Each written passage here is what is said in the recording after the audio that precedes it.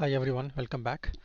In the previous video, we talked about the PCI bus enumeration, right? How does the BIOS go and discover the PCI topology, go down the tree and discover the devices and assign bus numbers, right? We also talked about the type 0 and type 1 headers, the config space headers.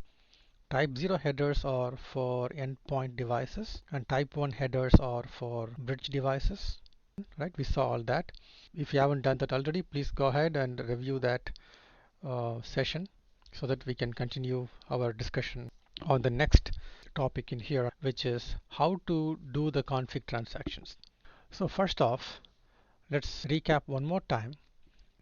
We have 256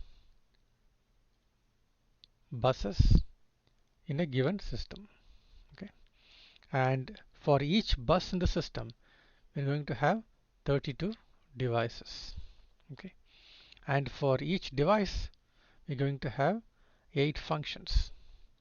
And for each function, we are either going to have 256 bytes for a legacy PCI or a 4K byte of config space for PCI Express. Okay, this is for config space registers. So how do we access them? For a legacy mechanism, meaning for a PCI mechanism, which even works for PCIe as well.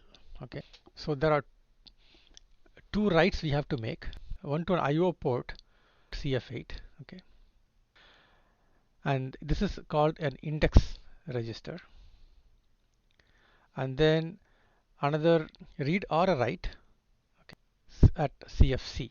This is called a data register. So we write the register information that we want to read out of. Okay, if you want to, let's say, read from bus 3, device 2, function 5, register 40. I write this information into this register and then I read out of this register. Okay, this is a write to CF8 and then you read out of CFC, or if I want to write to this location, I'll do the exact same thing. I'll write this information to CF8 and then I write the data to CFC. So what is the format of this write? Since this mechanism can be used for both PCIe and PCI, we have to restrict the registers to only 256, the lowest common denominator between these two, which means I need 8 bits for registers. So 7:0 will be your register. Okay, and each character here representing 4 bits. Now the next one, the next byte, right, bits 8 to 15. Remember, we're going to have 32 devices and 8 functions, which means I need a 5-bit field for the device and a 3-bit field for the function, just put together 1 byte. Okay. Then I need one more byte for the bus number. We can have up to 256 buses, so I need a 8-bit field for it. So my next byte is going to be 16 to 23, my bus number. And then I'm going to have the rest of the bits to be 0, and then I'm going to have bit 31 here set to 1. The rest will be zeros. So now let's take an example. Let's see, we want to read what I'm showing in here. Okay. So we know that the register number is 40x and device function is device 2 function 5. 10 is 2, but device is a 5-bit field, so I need to put 5 bits in here. And then function number is 3 bits and it's 5, which is 101. So now I'm going to get 1 5 in here. Bus number is 3. Okay, the rest of the bits is going to be 0, right? And the upper bit is 31 is 1, which is 8. All right, so now if I write this value to port CF8, then basically it primes it in such a way that the next transaction to CFC will target this. Okay, so now if I want to do a read of this register, I'm going to read from CFC.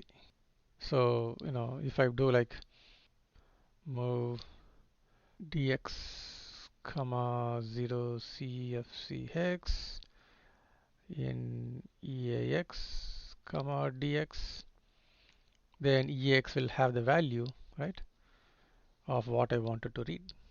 Here's a small nuance to this.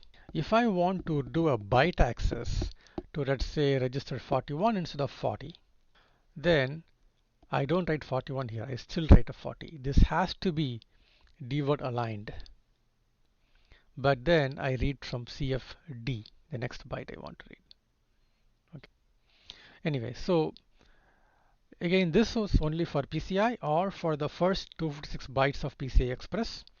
If you want to go beyond 256 bytes for the config space in PCI Express, there's a new mechanism called memory mapped config.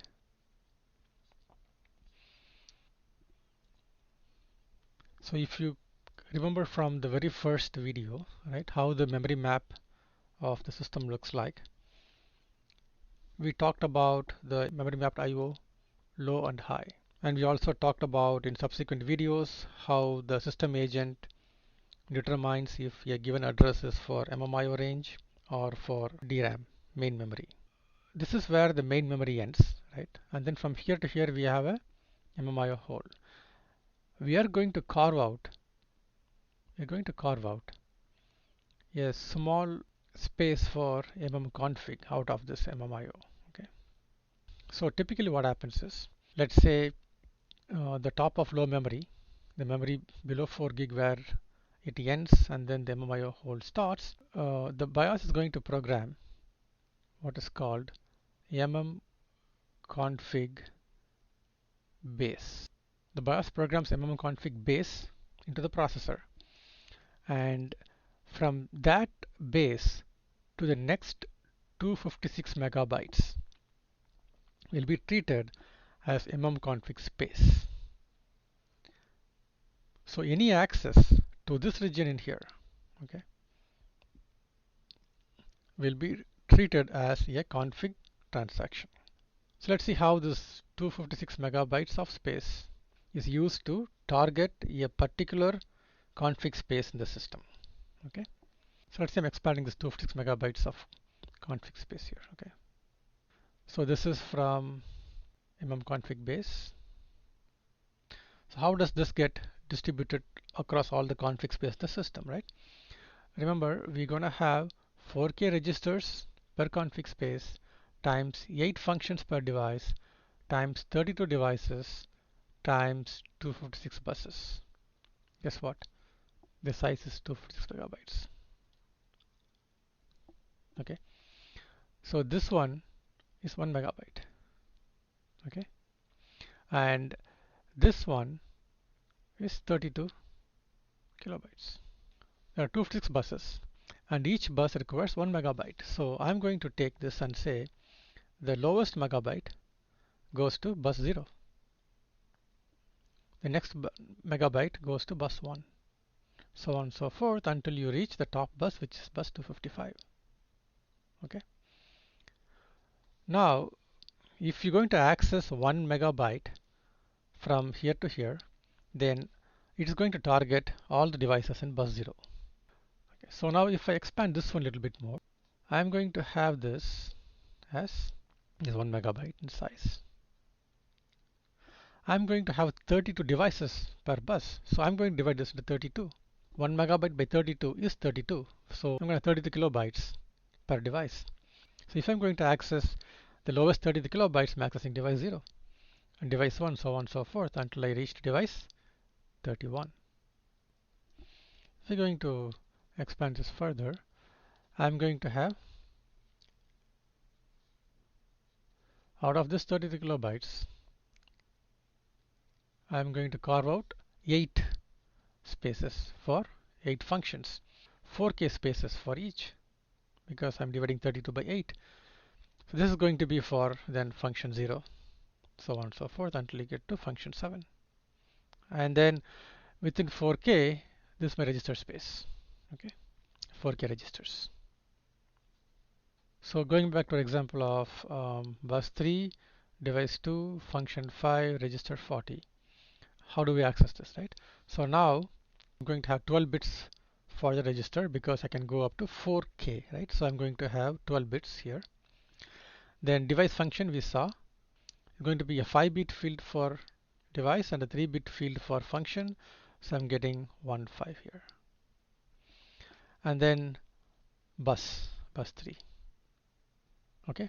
Now this I have to add to the base, right? mmconfig base to create the address space. So now typically the BIOS is going to program it to, let's say, it depends on the BIOS, but typically let's say somewhere between 1 and 2 gig. Let's say it is 2 gig. Going back to the diagram here, you're starting this at 2 gig. So 2 gig to 2 gig plus 256 megabytes is mmconfig space. 2 gig is 0x8. Add this here, which is going to be 8. Instead of using the in and out for CF8 CFC, here we are going to use move instructions. So you can construct this dword, use this as a pointer, and just the pointer redirection is going to give you that register you are targeting. Right, straightforward. But how do you know what value the BIOS has programmed? It could be 8, it could be, you don't know, maybe it starts at 1 gig, maybe it's 4. Okay, how do you know? We'll talk about this in more detail when you talk about ACPI, but there is a table called MCFG table in ACPI using which the OS finds the base address. That's it. So in the next video, we'll go a little bit more deeper into PCIe. Okay. So thanks for watching and see you in the next video.